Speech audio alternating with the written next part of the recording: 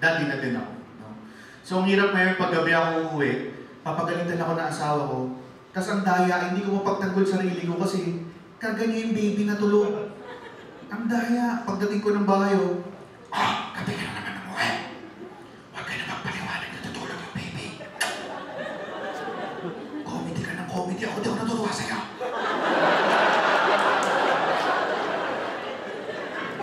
Kung alam ko lang, ako lagi maiiwan sa bata. Sana hindi na ako nag-anak. Diba, ang daya. One time umuwi ako, pag uwi ko ng gabi, inunahan ko na siya, kumarga na ako ng baby.